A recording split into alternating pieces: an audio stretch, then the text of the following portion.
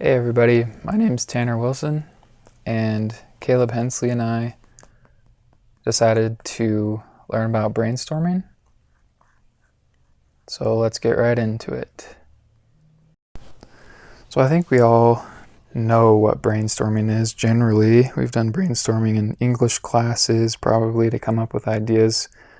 But as it pertains to software requirements and getting software requirements, usually it's getting a bunch of people into a room and coming up with as many ideas as possible on what the app needs to do, what the app should do, what the app can do. It's good to get different stakeholder groups, meaning that you can grab software engineers, you can grab sponsors to the apps, you can grab managers, basically anybody that's going to be working on the project can be in a room brainstorming about what the app can be. The main idea behind this is to just get as many ideas as possible. The more ideas you have, the more solutions can be created. And crazy ideas are always welcomed in brainstorming because it's a lot easier to kind of, as the quote says, tame down a crazy idea rather than to start with a really small idea and build it up later in the process. To get the most out of a brainstorming session, it's good to have a wide variety of stakeholders.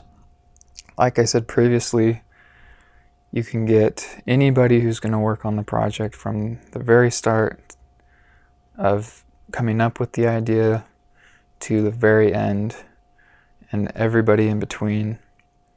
And this way, everybody has a piece of the project and different points of view can be added that other stakeholders might not think of. For example, if you're a software engineer, you'd have a lot more insights as to what could be done. Usually in a brainstorming session, everybody in the room should be at least familiar with what the project needs to accomplish, but we don't have to be experts about it. The most important part about a brainstorming session is to avoid critiquing ideas, meaning we want to keep the ideas at a very high level of understanding as we're going through the session, and we don't want to go too far into detail. On the ideas, it's really important to, once somebody comes up with the idea, to write it down, move on to the next idea. Again, we're trying to generate as many ideas as possible. And this allows all the stakeholders in the room to be creative, use their creativity to come up with unique and innovative ideas. So some advantages of brainstorming: it promotes free thinking, which means everybody in the room should be comfortable with coming up with ideas out loud, even if the idea might not be that great or might not pertain to the project direction as it was described. But as people are using their subconscious, which is the most creative part of the brain, they can come up with new and innovative ideas. And as these ideas are popping up, other people around the room might have a spark because of someone else's idea. It causes a chain reaction and many, many ideas are generated. Another big advantage to brainstorming is when you include everyone in the project, people later on down the line have more of a personal attachment because they were a part of the brainstorming process, and it's definitely shown to boost productivity in the software workflow.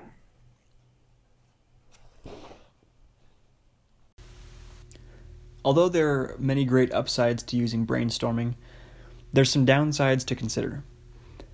Ideas don't provide much detail. In a second, I'll show the data we received through our preliminary brainstorm, and although it's useful, it's also very minimal. As we went from idea to idea, we didn't dive into how the idea might be implemented. We only stayed on an idea long enough to understand the concept enough to write it down. Then we moved on to the next one. Also, ideas are not critiqued very well. Many of them could be terrible ideas, but we won't find out later until other steps of requirements elicitation when we look back at this data. The major issues of the application at hand are also not resolved.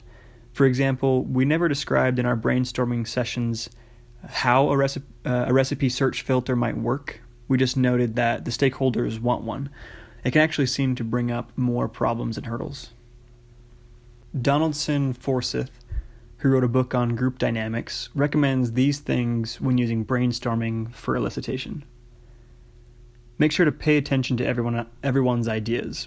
People tend to focus on their own ideas, but all need to be heard. Encourage people to expand somewhat on the ideas of others or to repeat others' ideas for understanding. Take breaks. Silence is okay. Let members think through their ideas. Don't rush. Along the same lines as break taking, the quality of ideas increases as people are allowed to contemplate them. Stay persistent. Stay focused and on task, even when the rate of ideas is slow. The ideas might come in waves, as we saw in our sessions. Facilitate the session.